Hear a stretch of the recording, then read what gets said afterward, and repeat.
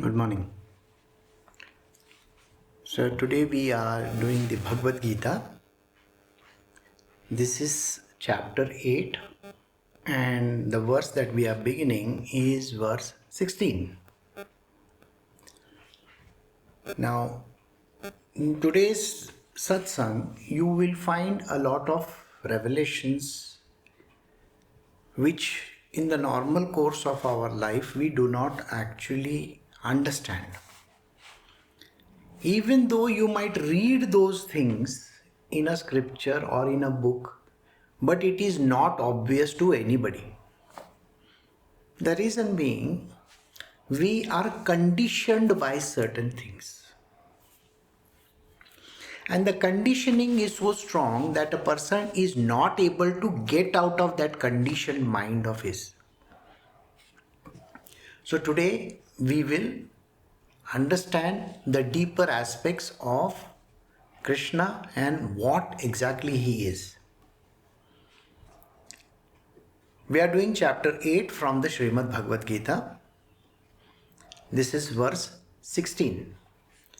Arjuna, all the worlds from Brahmaloka downwards are liable to birth and rebirth.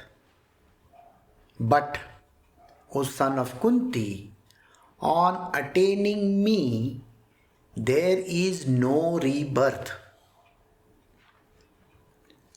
So, I'll read it once again for the clarity. Arjuna, all the worlds from Brahmaloka downwards are liable for rebirth, birth and rebirth. But, O son of Kunti, but Arjuna, on attaining me, there is no rebirth. Why are we so much concerned about birth and rebirth? If we take just one life of yours, which is the current one, there isn't any single happy person on the planet Earth. You may think that the sages are happy. You may think that the spiritual people are happy. You may think the rich man is happy. You may think that there is a happily married couple. You think of so many things. You think that the children are the happiest because they seem to enjoy everything. Or you may think the beggar on the streets, he doesn't have anything to bother him. He just has to get his food to eat. There isn't a single person on this planet Earth whom we can say is genuinely happy. This I am talking of human beings. Let us take animals. How many animals are supposed to be happy? You see those beautiful videos of animals in all Instagrams and every other place, and you say, oh, this dog, this golden retriever is so beautiful. He just rolls around in the sun. He just jumps here. There is this cat which is playing with the mouse, or she is playing with this. We see those beautiful pictures and think that they are so happy. If you are confined in a house and not allowed to go out on your own, even for using the toilet, you have to depend on the human being over there. And if you drop something falls down because you have pushed it as a dog or a cat, you are going to get a piece. So, please remember that even that life of a house pet is not good. Of the stray animals outside, the cows, if you think of, they are given injections after injections. They are fed with hormones to this level that they are forced to give the milk. They have no choice. They have to again stay in confined spaces. Have you seen how they milk the cows? I mean, just imagine one machine is stuck to your udder and it is sucking the milk out of you. How does it sound? As a human being, think if this kind of an action is done to you, what will you do? then you might be taken for slaughter. There are so many places where these cows and bulls and all they are slaughtered. A pig, an elephant. An elephant is beaten black and blue till he learns how to walk, till he learns how to salute. The birds. There are birds of prey which are literally after you. The small fishes, the big fishes, huge whales are caught. So there isn't a single entity on this planet Earth who can say for sure that he is free. So there is no freedom in your life, in whichever form that you wish to take. There is no freedom anywhere. If you think of the earth itself, can you imagine the earth is trampled by so many problems? There was a landslide a few days ago. The rivers were filled. There were, snowstorms. There are so many things happening. The volcanoes are bursting. And there is fear, constant fear that something is going to happen to me. So the fact that I am free or I am happy, this sentence doesn't exist. Because you are always bound by something or the other. Even a sage, you may think the sage is free.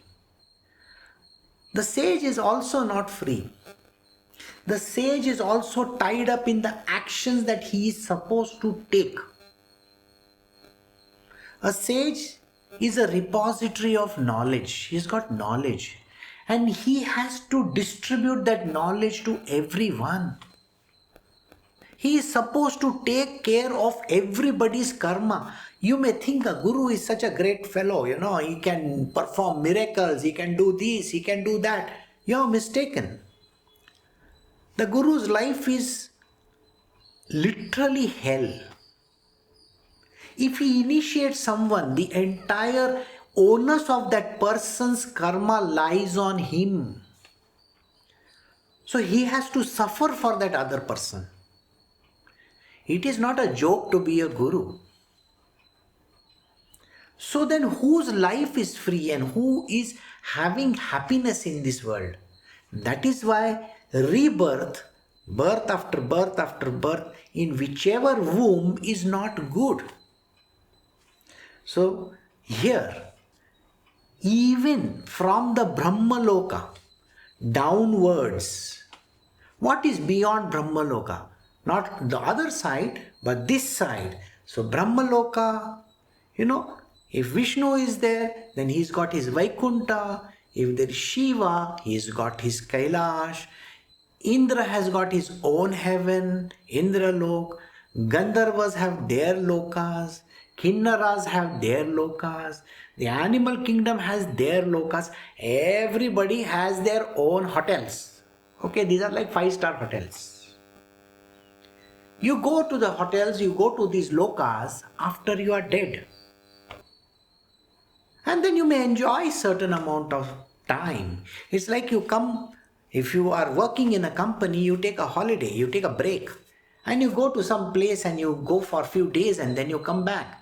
But then you have only a certain amount of money to spend. Suppose you want to go to Goa. You may say, I am going to spend 50,000 rupees going, coming, spending on the hotels, enjoying myself, drinking black and blue and going on the beach and doing all kinds of things. I will go in the balloon, I will go in the raft, I will do this and I will do everything. But my budget is only 50,000 rupees. Once your 50,000 is over, you can't stay there. Nobody is going to give you anything free. So you have to come back. So these lokas are just like these holidays, places. You go, after you are finished, whatever the time that you have been given, you have to come back. You are reborn again and again and again and again. How many rebirths are there? Countless. It is said that 8.4 million. Some books say 8.4, some say more than that. Let us not dwell on that subject. It doesn't matter how many births. Even one birth is literally painful. And here, if you have to be born 10 times, you have to remember this rebirth is not good. So Krishna is telling Arjuna, he says, O son of Kunti, he says to Arjuna, you see, from Brahma Loka downwards, every planet that is there, that means every loka that is there is a rebirth. You have to be born again and again and again. You may think that the gods over there, they are rulers. They are not born. Who told you that? Take Shiva for himself. You know that Shiva as just an entity. He has been reborn so many times. Two great avatars you know of his. One is Hanumanji. Don't you know that? Adi Shankaracharya. Don't you know that? So, if you actually look at Shiva himself, he is born multiple times. You may say there are eternal souls, there are eternal beings. Eternal beings like Ashwatthama, Parshurama, Dattatreya. Oh, really? You think those people are not reborn? Dattatreya has got so many avatars on this planet Earth. Narsimha Saraswati, Shripad Sri Vallabh, Manik Prabhu. People still have the belief that Sai Baba of Shirdi, Samarth, Swami Samarth of Akkalkot. These are avatars of the same Dattatreya. Parshuram, you may think, oh, Parshuram never had rebirth. Who told you that? Don't be under this mistaken impression. He also has multiple births. So then, you think in that life he doesn't go through his problems? He goes through his problems. Narad Muni, who roams all the planets, he has got a free pass for every planet. He can go from this place to that place, including all the hells he can go to. But yet, Narada is reborn again and again and again. What does he do? He is born as a poet saint. Because he has promised the Divine Lord, I am going to write over 100,000, 100 million verses for you. Poetry is for you. Okay, so you got to be born again and again. And in each life he has to go through his own tortures. There is no happiness there. So, rebirths are absolute. You have to go through rebirths. Even if you are Brahmaji himself, or Shiva, or Vishnu, you are going to be born again and again. You may think Krishna, who was born as one of the avatars, one of the 10 avatars that are there of Vishnu, you think he is not reborn? Krishna himself has to be reborn many times because he is under the purview of his own Maya. We will discuss this further. So please remember this.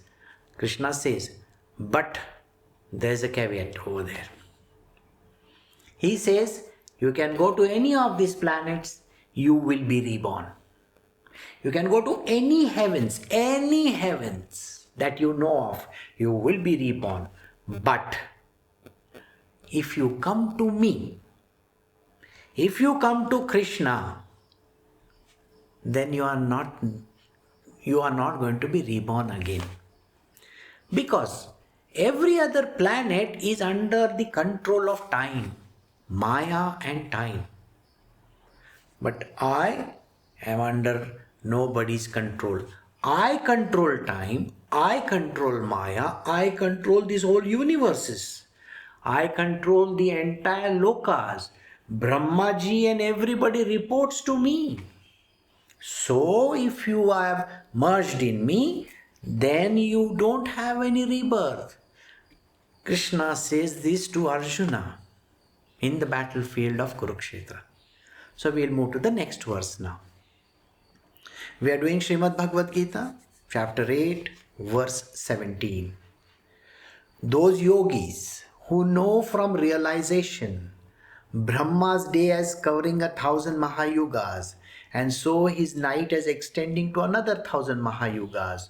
Know the reality about time. Time is a factor which is calculated. Please think about it. Today, when you are sitting in front of a clock, do you see the clock movement? Tuck, tuck, tuck, tuck, tuck, tuck. It is moving. The clock is continuously moving. It never stops at one place. It doesn't say, I'm going to stop over here. Time will be frozen, they say. There is no freezing of any time. Please remember this. Time cannot freeze. Time moves. It is literally running. It is running every second, every minute, every hour. It is just going ahead, ahead, ahead, ahead, ahead. Time doesn't stop for anybody. And Krishna is saying, everybody is bound by time. That means even Brahmaji is bound by time. He also has a day and a night. Even Vishnu has a day and a night. Even Shiva has a day and a night. So there isn't a single entity who can say, oh, I don't have any day and night. Sorry. You have your time. You are moving in a specific way. You may be on any other planet. You may be on a Saturn or a Jupiter or Pluto.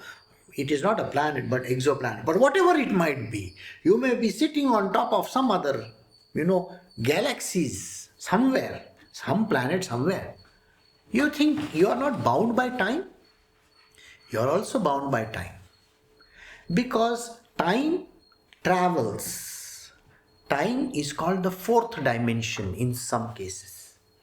Nowadays, in science, they think that time is the fourth dimension.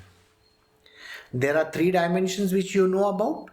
1, 2, that is, one is the length, one is the breadth, and one is the height. You know this. These are basically how the three dimensions work. So if you have that graphical representation, you will find that there are three axes.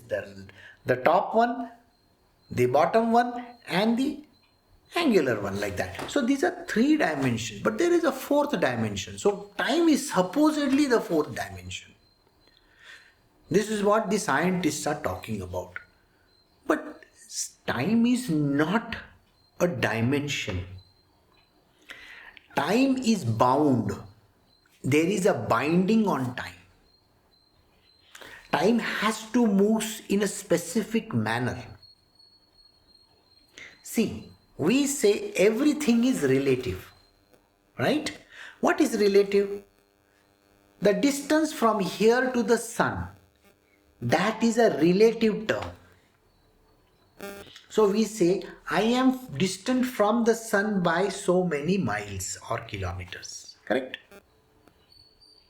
Who has designed these miles, kilometers, inches, centimeters? What is the basis of it? There are no basis of it. It's just some random figures taken by some people. Likewise, time is also a random figure taken by somebody. Even the weight is random. So many grams, so many kilograms, or whatever, pounds or whatever.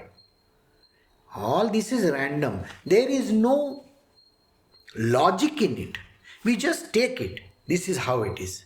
Again, our letters that we speak, A, B, C, D, or I, whatever the letters that are there of the alphabet, plus the words that we speak are random. I may call a certain planet as Venus. But if there is an alien, do you think he is going to call that planet as planet or Venus? He may call it by some other name. It is like a person here in India may say, this is water. The Frenchman will call it by some other name. Maybe the Spaniard will call him by some other name. So it is the same thing but called by different names. So language, everything is correlative. It's related to one another. It appears like that. Time is also like that. We calculate time. We say the time taken for the light to travel from one place to the other. I will say 1 minute. You may say 1 hour. I am still using terminologies. It's a random thing. So Krishna says, everybody from Brahmaji downwards, because they are controlled by Maya. And because everybody is controlled by Maya, they come under the pressure of time. So, the day of Brahmaji and the night of Brahmaji is like a Mahayugas. Yuga. You know what a yuga is? It comprises of four. Like we have the Satyuga, or what we call as the Krita. Second, we have the Treta Yuga. Then we have the third one, Dwapara. And the last one, which is called the Kali Yuga. So these are four yugas. One yuga consists of one Manvantaras. So we have one Manu coming at that point in time. Time bound. This is time bound. Now see the anomaly of time. The anomaly of time is very strange. We consider I was born on this date at this time. Who says that? It is as per the Greenwich Mean Time, GMT. So we have in India the Indian Standard Time. If you go to America, they have their own time, CST, EST, God knows, so many STs. Now, everybody has their own time, but related to the rising and the setting of the sun, the movement of the stars, the movement of the planetary system, everything is dependent on something or the other. Relative. Got it? All these are relative. Brahmaji is relative. Vishnu is relative. Everything under the control of Maya is having a relative way of thinking in time. But I am not bound by time. Somebody asked me something and I said, there is a strange story. There was a gentleman. I'm just going to give you a part of the whole story. This gentleman used to take people to the Himalayas. He was a mountain climber. So one day he had taken an entire group of people. You can say a guide or whatever.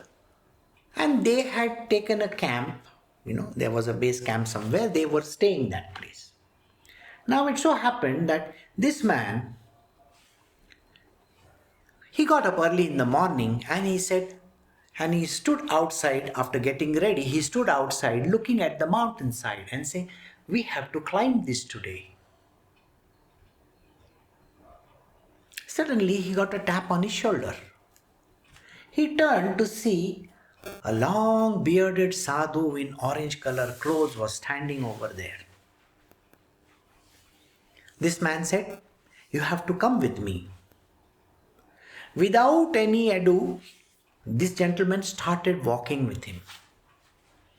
They walked and walked and walked and walked and walked for many days in the Himalayas. Finally, they reached a place where he saw thousands of sadhus over there. They were practicing all kinds of things. It is the kind of a Xanadu that we have, a secret place in the Himalayas. If you go to all these Babajis, they will tell you, oh, there is a secret place in the Himalayas. So they give secret training over there. It's like the Shaolin temple of the Babajis, of all these sages and the saints. So they were training, and there were so many of them. He was taken to the in charge of the person, in charge of that place. And that person said, see, my dear fellow, we have brought you here so that we can give you a certain training in Ayurveda and in various other methods of becoming all right. That is, maybe physiotherapies and all those kind of secret arts. He started learning. Many months went by. And after that, he was told one day, now your training is over. So when he came in front of the person in charge, the person says to him, now your training is over, now you have to go back. But when you go back, you will forget everything. And you will remember this only when the right time comes. So he was taken back to the same place. They trekked all the way back. And he was brought to this same place where he was standing earlier. And the sadhu over there who dropped him said, bye, now I am going. And he disappeared. This person was standing there looking at the mountain. And somebody from his group called out, aren't we leaving? And he turned towards his group once again and they went mountain climbing. This is a real story which happened to a very close person who is associated with me. And it's a true story because that person is very much there. So in his world, he completely forgot that so many months had elapsed. But in his world, when he was called out by his own people from the group, the mountaineering group, no time had elapsed. It was as if time stood still for him. Later on in life, he had completely forgotten that he had got a training like this. Later on in life, this same person, he was lying in a coma for many months. There was a landslide, the whole mountain came down on top of him, he was airlifted, he was taken home, he was lying in a coma for many, many months. And in that comatose state, he was able to convey all that had transpired. Everything which he had in him was conveyed back to him. It was told, now you have to use the techniques which you had learnt with these Babajis on yourself. And he saw the efficacy of the treatment. This person who couldn't walk, when I met him after many years, he was getting off from a running bus. So he was able to walk, talk, and do all kinds of things. Or he got his normal life back. Because everything that he had learned in that place, in that jiffy, which might have been taught over a period of time, came back to him. Today he practices his whatever that physiotherapy or whatever that he is doing. And he is a well-known personality. So this story I told you just to give you an understanding that time is measured for human beings. But in Krishna's world, he controls the time. He can hold the time where it is because he is the master of time. Whereas Brahmaji to everybody has to follow the diktats of time. So we will move to the next one. So we are doing verse 18 from chapter 8 of the Bhagavad Gita. All embodied beings emanate from the unmanifest. And the coming of the cosmic day, at the cosmic nightfall, they merged into the same subtle body of Brahma known as the unmanifest. Krishna is explaining to Arjuna over here. All embodied beings emanate from the unmanifest. At the coming of the cosmic day and at the cosmic nightfall, they merged into the same subtle body of Brahma known as the unmanifest.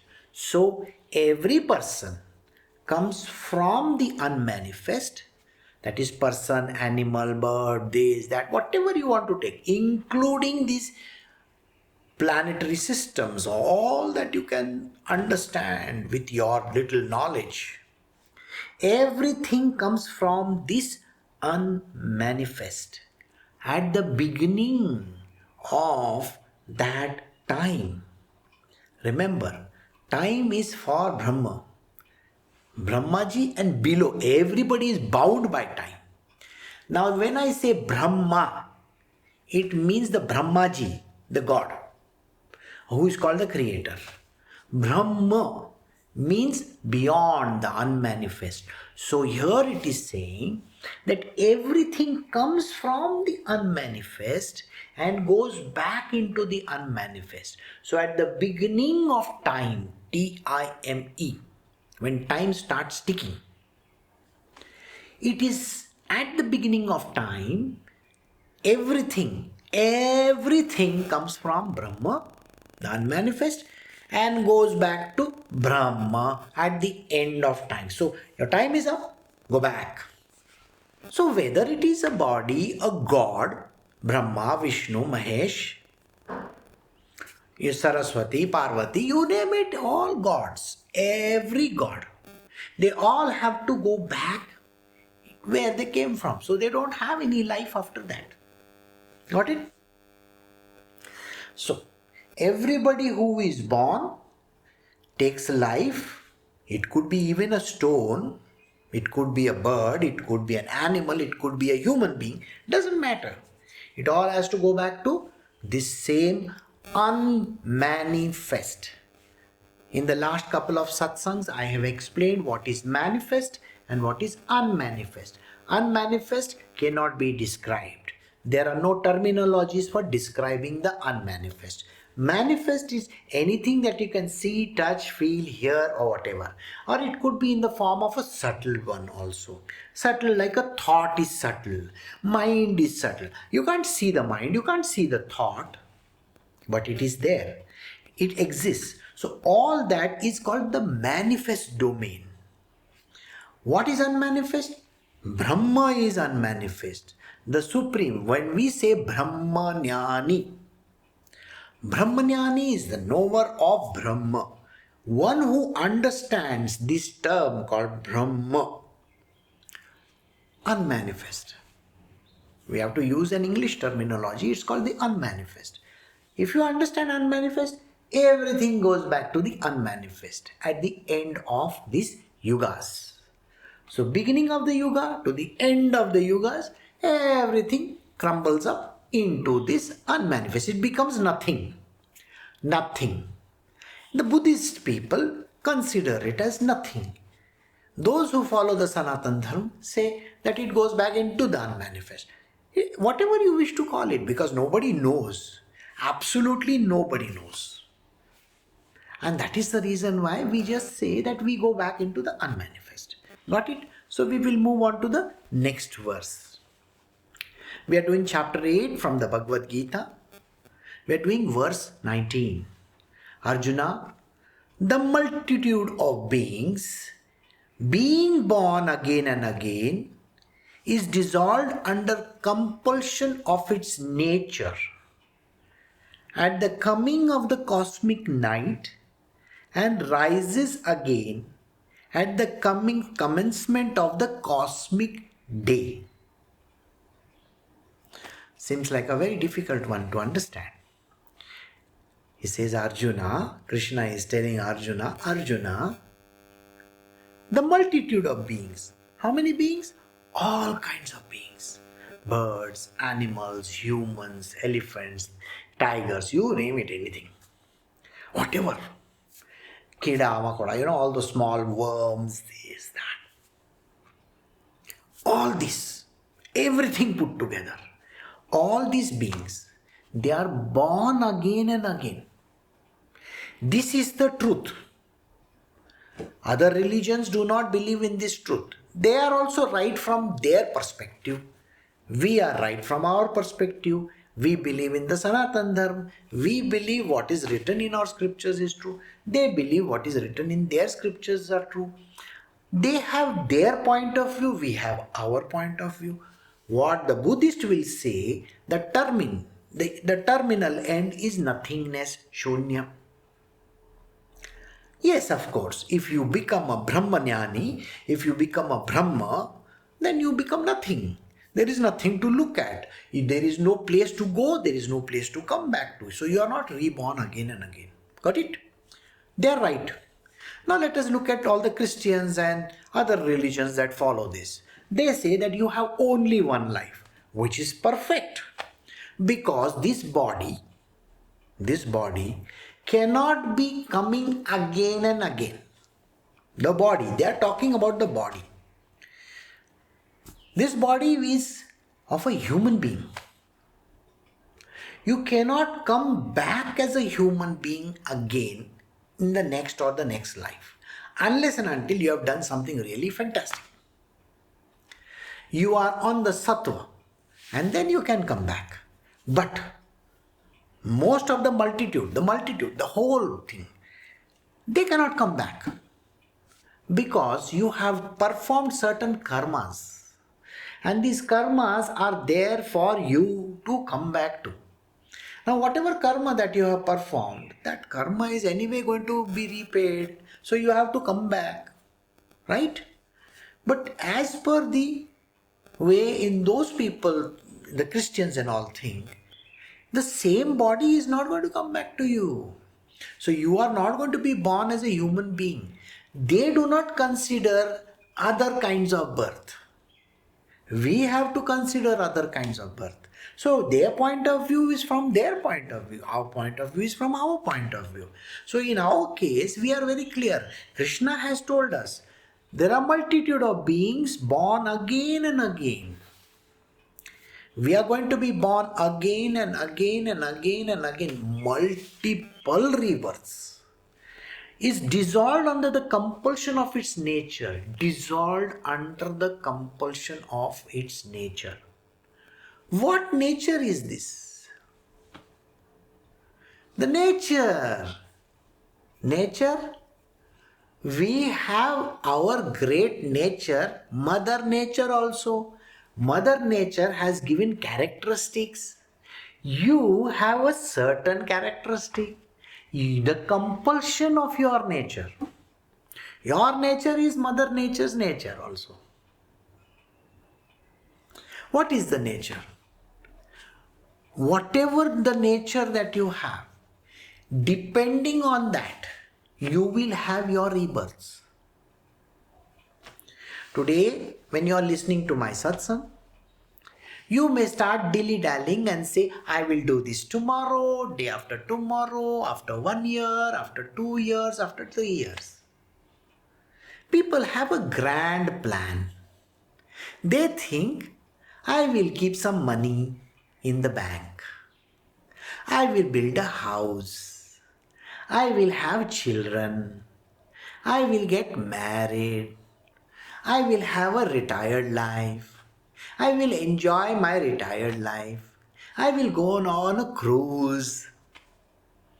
Everything is just a dream. But what happens if you die tomorrow? All your dreams in one single stroke are gone. Your money which you might have collected, now you may be 45 years old. From the age of 25 to 45, you have collected more than 1 crore of rupees and it is lying in the bank. You were thinking, I will take retirement at the age of 50 or 55 and that 2 crores or 3 crores that are lying in my bank account, I will enjoy my life. But sir, tomorrow is your death. You die at the age of 45. Finished. Now what happens to the money lying in the bank account? Do you think it is going to the right person? You don't know. You have built a nice house. Please understand this. If you have built a fantastic house thinking that I am going to live in this house for 20-25 years. After 25 years, I am giving it to my son, my daughter, my whatever, Oh, is that what you think? But that is not going to happen because your son and daughter may not even want that dilapidated house. They may say, check it, I don't care for it. So your dream of giving that house to someone has gone down the drain. Or in few years' time you have to sell the property because you are in very big trouble. So what happened to that dream? It all went down the drain. So it's a compulsion of your nature to become uncertain. Are you uncertain or no? You are uncertain about tomorrow. You are uncertain about anything. Whether I'm going to get a job or no, whether I'm going to get a job or no. You are bothered about it. Oh, am I going to get recovered from my disease that I have? We don't even know. You get even a simple stupid headache and you are thinking, oh my God, my head is bursting. You keep on talking like that. You're not even sure. You're always in pain, you're always in trouble, you're always getting into bigger and bigger problems. You salt away certain amount of money, but that money is gone. You think that I am going to do something tomorrow, that tomorrow never comes. You have decided that today you are going to meet your very old friend, that never happens. You have decided that you are going to start writing an autobiography, that never happens. How many things you have planned and nothing happens? It is driven by your nature.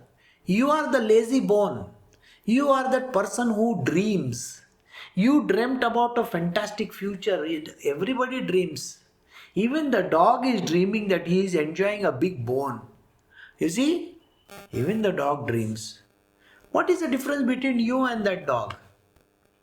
You were also dreaming that I am going to save so much money, I will enjoy my life. That enjoyment never comes. Not even little bit of that enjoyment. You thought that I will do this and I will do that. It never happened. Never happened. So exactly like that. How does it work? So this problem is with everybody. Why? Because they are driven by their nature. Their nature is to be inadequate. Their nature is to be feeling anxiety all the time. They are living in their minds. Nobody understands. Only the sages have this understanding. God has sent me for a purpose. I have to serve the purpose and go away. I am just a machine. I am not even supposed to question why I am doing this. It's when they don't question, when they don't, even raise a thought, then they are performing the job for the divine. No karma accrues to them, and that is why they will not be born again. But you think 100 times before doing an action. If you are told, take this bottle and keep it over there, you will think 10 times. I will do it later on when I go over there. Why do you want the bottle to be kept over there? That place is very dirty. You are coming up with 101 different reasonings why you should not be doing. Whereas a sage or a saint will just pick up the bottle and keep it there. That's it. You are driven by your own nature. So Krishna is saying, is dissolved under the compulsion of its nature. There is a universal nature and there is your nature. Your nature says rebirths, rebirths, rebirths. The universal nature says that I have a nature like this. A tree is going to be like this. A human being is going to be like this. You will be born as this. You will be born as... There is a framework or a law in place till the end of time. Did you get the point? Everybody has to work within that framework till the end of time. So everything in this world has a time frame. They are bound by time and they are bound by the law of nature. Two things, remember these two are extremely important. First is called you are bound by time because time is ticking. And second, you are bound by your own nature. Your nature is going to bind you forever and ever and ever. That is endless till the end of time. So these are two axes, X and Y. X is your nature, Y is the time, and you are bound by these two factors. Under the compulsion of his nature at the coming of the cosmic night, and rises again at the commencement of the cosmic day. And because of this nature of yours, and because you are controlled by time, you are going to be reborn. So everything which goes back into nothing is born again as something. Got the answer? So we will move on to the next verse. Now comes the very strange part. So we are doing the Srimad Bhagavad Gita, chapter 8, verse 20. This verse has a lot of hidden meaning. Listen to it carefully. We are doing chapter 8, verse 20 from the Bhagavad Gita. Far beyond even this unmanifest, there is yet another unmanifest existence, the Supreme Divine Person, who does not perish even though all beings perish. In the previous verse, in all the previous verse, was it mentioned that everybody has a rebirth? Yes. Was it mentioned that everything goes back into the unmanifest? Yes. From the unmanifest, the whole universe comes out. All the creatures, birds, animals, these planetary systems, everything comes out from this unmanifest. And at the end of time, bound by time, remember, bound by time and its own nature, everything goes back, then it is reborn, it goes back, it is reborn, it is going back. Like that, there are yugas coming and going and coming and going and coming and going. Likewise, you are born again and again and again and again and again. So, the one Jivatma takes multiple rebirths. This is what we have learned till the last verse. Got it?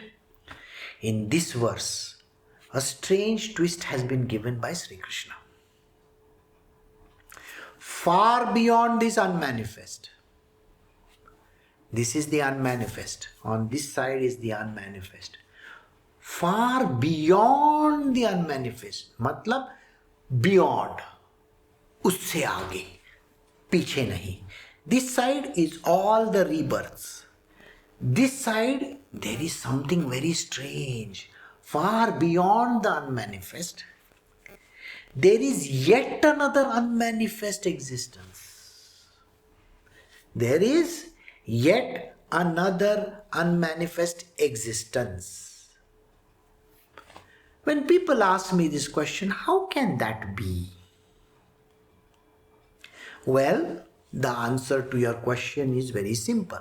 You may be any person from any denomination. You can be a Hindu, a Muslim, or a Sikh, or Isai, or whoever you might be, does not really matter. You all believe in the birth and death, right? You are born and you will die. This is believed by everybody. And they also believe that there is something that everybody has in them, which is called the soul or the jiva or something like that. They all believe that everybody has a soul. So at the birth and at death, what happens to the soul? So they say the soul goes back to the God. They say that. So there is an entity which we say is a Brahma.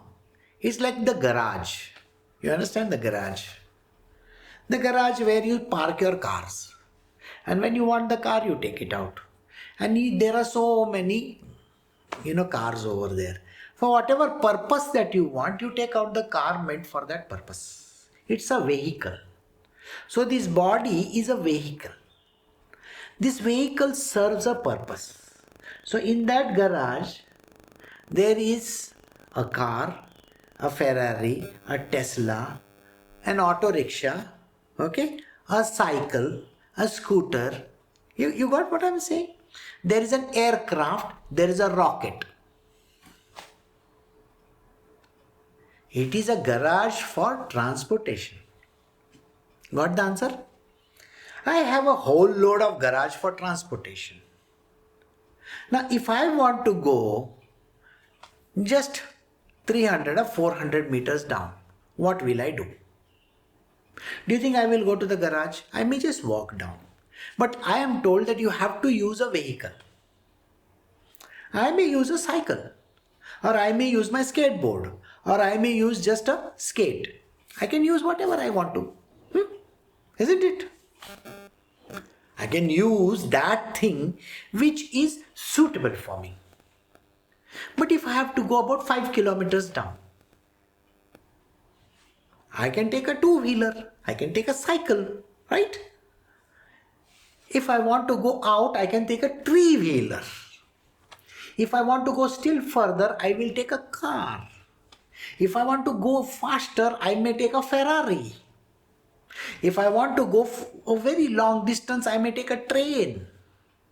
If I want to go still longer distance, I can take a plane. If I want to go still further than that, I may take a rocket ship. So, did you get the point? It is all for the purpose of transportation. So, it's like a garage. So, everybody has this idea that there is a place where I go back to. I pick up that vehicle and then I use it. So, there is a usage for every body. So, this body which I have, the physical body, is meant for one purpose.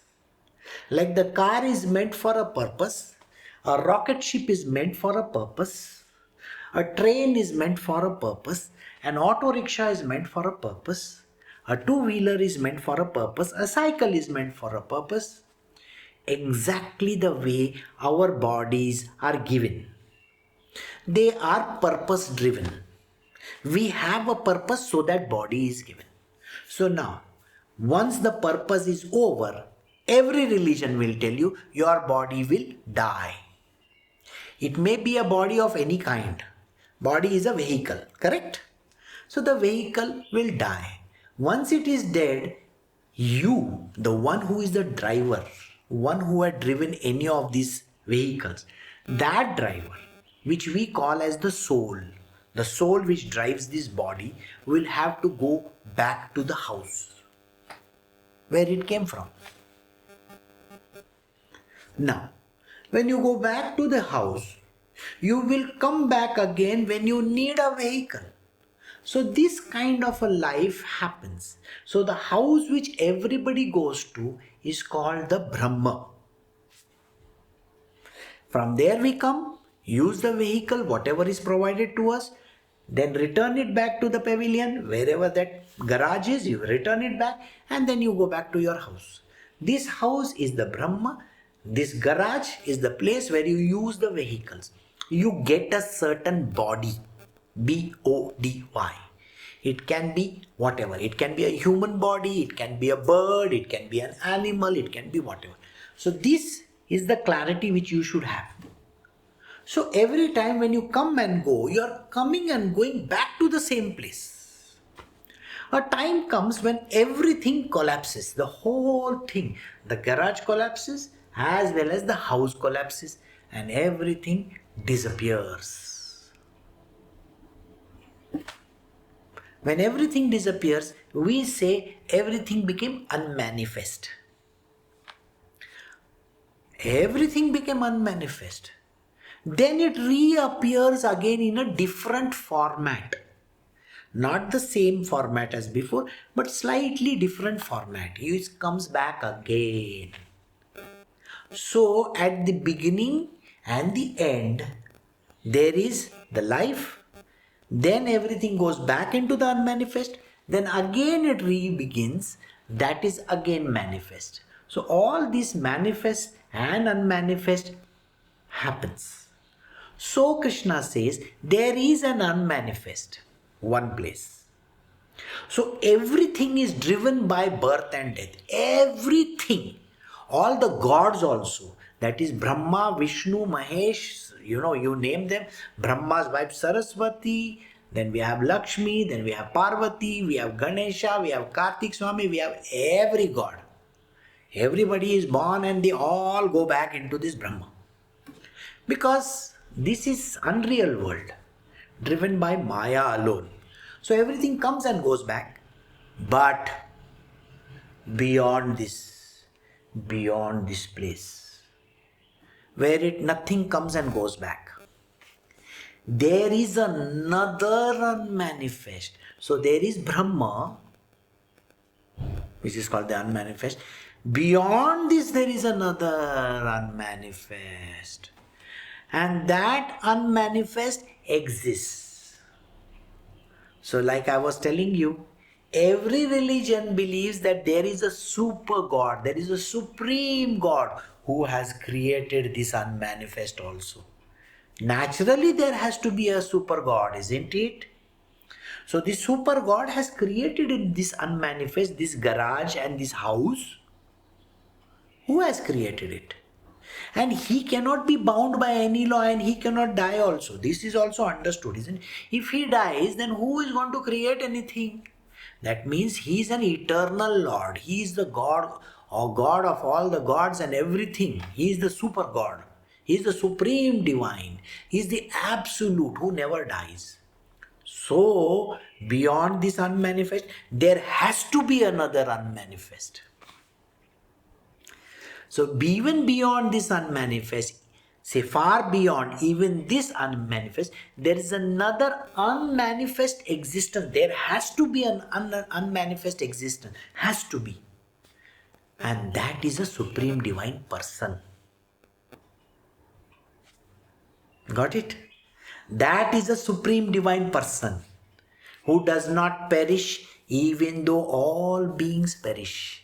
So in this unmanifest, everything perishes, goes back into zero, nothingness. But from nothing came something, all the births that you had. And from all the births you went again back into nothing. But on this side, there is another unmanifest. This God cannot die. And this God has to be the super boss of all these things, isn't it? That is why this is the unmanifest person. He is a person. He has an entity. This God exists. He is the never-ending, eternal, almighty God. This thing is written in our scriptures. It is written in the Bible. It is written in the Quran. And it is written in all the scriptures in this world. The Bible calls it the Father in heaven. The Muslim call them Allah, this thing. Nobody knows what it is, by the way. Hindus, we don't know what it is. So we just say it is a supreme divine person. We just have to say it is second divine unmanifest. Far beyond this unmanifest is a second divine unmanifest. And there is a supreme person there who does not perish, even though all beings perish. Everything on this side perishes. Everything on this side, this person. And anything in that place, it never perishes. Never ever perishes. So we have come to the end of verse 20. And we will be stopping here. I have not given you the name of this supreme divine person. But I am sure you know the name of this person. Of course, Krishna himself. So he is going to reveal some more. So join me next week at the same time, next Tuesday, and then I will tell you further than what has happened. So we are stopping at verse 20. So the next time we will start from verse 21. So remember, beyond this unmanifest, there is another unmanifest. And he is a supreme divine person. Don't think that he is some no entity. He is a person. He is not some person. He is not, I don't know who is. No. He is that supreme divine person. And this is a secret which is not there in any text. Though it is written, but nobody understands. So you understand. Alright? So take care. Have a great day. And after this, you all can join for the other satsang which will happen in the next 15 minutes. Bye.